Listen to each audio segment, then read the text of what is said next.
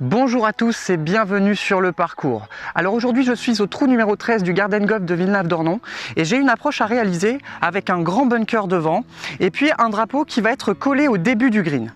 Donc en soi je dois réaliser une approche qui va faire beaucoup de vol et très peu de roule. Donc là l'idée aujourd'hui c'est de travailler l'approche lobée. Alors le principe de l'approche lobée, c'est une balle qui va partir énormément en l'air, qui va prendre beaucoup de vol, assez haut et qui va en retombant faire très peu de roule.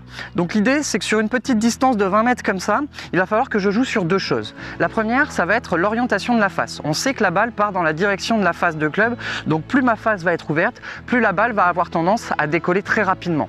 Deuxième élément, ça va être de la vitesse. Si je veux qu'elle prenne suffisamment de hauteur, il va falloir mettre beaucoup de vitesse. Si je mets beaucoup de vitesse avec une face qui n'est pas suffisamment ouverte, je vais faire une balle haute mais qui va être beaucoup trop longue par rapport à ma cible. Et inversement, si ma face est trop ouverte mais que je n'ai pas suffisamment de vitesse, elle ne va pas faire la distance et va rester bloquée dans le bunker ou juste après dans la lèvre. D'accord? Donc l'idée, ça va être de travailler déjà dans un premier temps sur l'orientation de la face de club. Pour ça, moi j'ai choisi un 58, donc le club le plus ouvert de mon sac.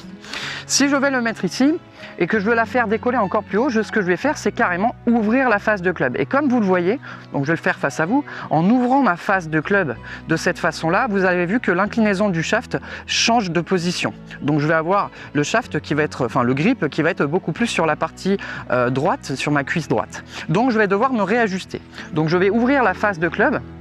Et puis, je vais venir me mettre en face du manche. L'idée, c'est que le point de repère, c'est que le manche soit orienté vers votre aine gauche.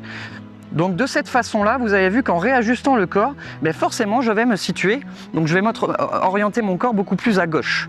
Ça n'est pas grave puisque la balle va partir dans l'orientation de ma face de club et non pas dans la direction de votre swing ni de votre corps. Donc ça, c'est un premier point à respecter. Deuxième élément, pour garder une face ouverte, ce que je vais faire, c'est adopter un grip plus faible, notamment avec ma main droite. Donc je vais recouvrir un peu plus le grip, refermer un peu plus la main droite, justement pour pouvoir garder une face ouverte pendant tout le swing. Donc ça, c'est pour la face de club, pour pouvoir déjà proposer une balle haute dès le démarrage de ma balle. Ensuite, je vais mettre beaucoup plus de vitesse. Je vais jouer sur deux éléments, l'amplitude de mon mouvement et une action de poignet, un armement et désarmement de poignet qui va être beaucoup plus prononcé. Finalement, si vous avez vu la sortie de bunker, on adopte à peu près les mêmes principes, d'accord? Je vais essayer de venir jouer, de venir glisser sous le sol avec le bounce du club, plutôt avec la semelle, et pas venir trop descendant directement dans la balle avec la tranche. Donc, une face de club qu'on va venir ouvrir, je me mets en face du manche avec le grip en face de l'aine gauche, donc les mains également. Je vais être orienté plus à gauche.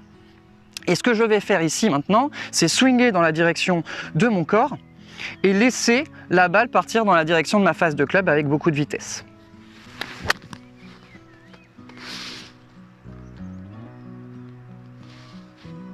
Super balle haute, elle tombe pile poil où je veux. Alors elle n'a pas suffisamment roulé parce qu'on est le matin, il y a de la rosée. Par contre le coup est réussi. C'est un coup qui est assez difficile, qui va vous demander un peu d'entraînement, un peu de confiance également, puisque vous avez vu qu'on fait un plein coup, on fait beaucoup de vitesse pour faire très peu de distance. Mais à partir du moment où vous avez réussi ce coup, ça peut vous sortir d'une certaine galère sur le parcours. Attention, n'utilisez ce coup que lorsque c'est nécessaire. Si vous n'avez pas besoin de faire lober votre balle puisqu'il n'y a rien devant, essayez de garder une balle plus basse, ça sera plus facile à contrôler. Maintenant, je compte sur vous, entraînez-vous et c'est à vous.